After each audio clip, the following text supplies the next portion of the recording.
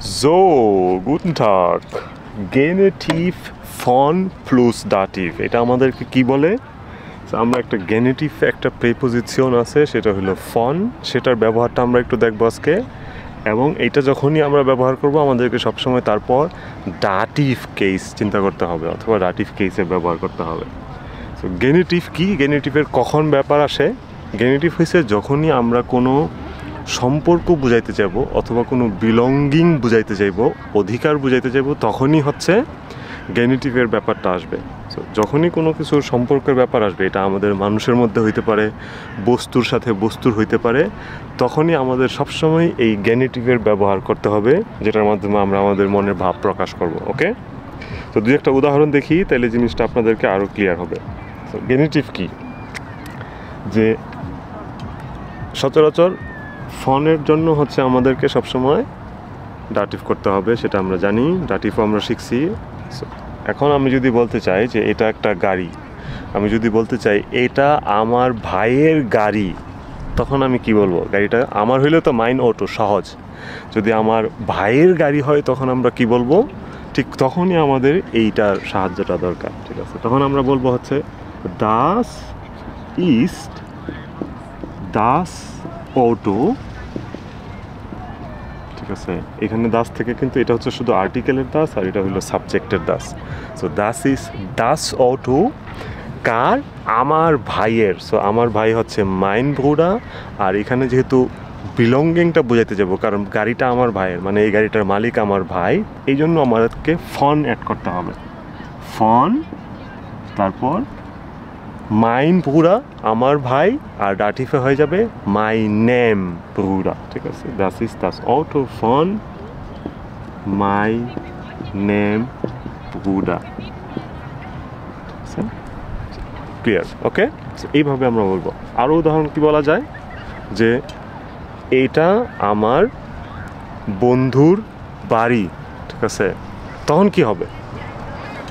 এটা আমার বন্ধুর বাড়ি, এখন ভাই থেকে সরে সেটা হয়ে গেল বন্ধু। কিন্তু অথবা বন্ধু না বলে আমরা অন্য একটা জেন্ডারে যাই, কারণ এখানে যেহেতু মাস্কুলিন আছে, আমরা যদি এখন বান্ধবী দিই, এটা আমার বান্ধবীর বাড়ি, তখন কি হবে? তখন হয়ে যাবে আবার একইভাবে যে দাস ইস্ট দাস হাউস। আমার বান্ধবী হচ্ছে মাইনা ফ্রেন্ডিন, আর সেক্ষেত্রে হয়ে যাবে যেহেতু ফনের পরে যেহেতু মাইনা ফ্রেন্ডিন, আর ডাটিফে সেটা হয়ে যাবে মাইনার ফ্রেন্ডিন।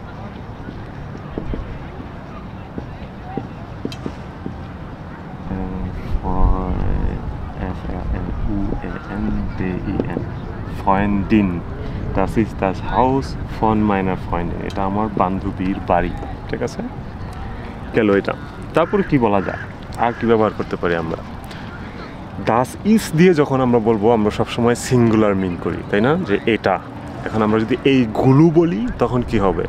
এইগুলো হলে তখন হয়ে যাবে, আমাদেরকে মাথায় রাখতে হবে, তখন সেটা হয়ে যাবে দাস জিন্ড। ঠিক আছে, সো দাস জিন্ড। প্রথমত আমাদেরকে একটা বাক্য চিন্তা করতে হবে, যেটা আমরা বলতে চাই। দাস জিন দিয়ে কী হবে? আমরা বলতে পারি যে এইগুলো আমার বোনের বই, এমন যদি হয়, অনেকগুলো বইকে মিন করে আমি বলতেছি যে এইগুলো আমার বোনের বই, তখন সেটা কি হয়ে যাবে? দাস জিন দি bücher, das sind die Bücher von আমার বোনের মাইনার শ্বেস্টার, আর ফোনের জন্য মাইনার শ্বেস্টার হয়ে যাবে।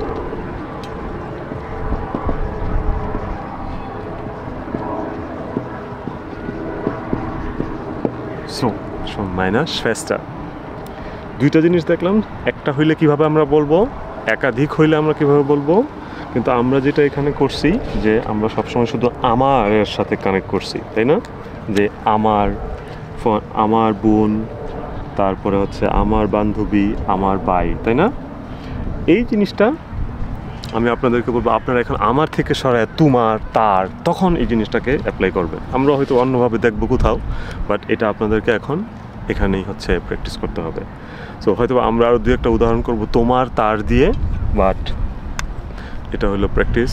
নিজে থেকে আরও কিছু বাক্য দাঁড়া করাবেন। চ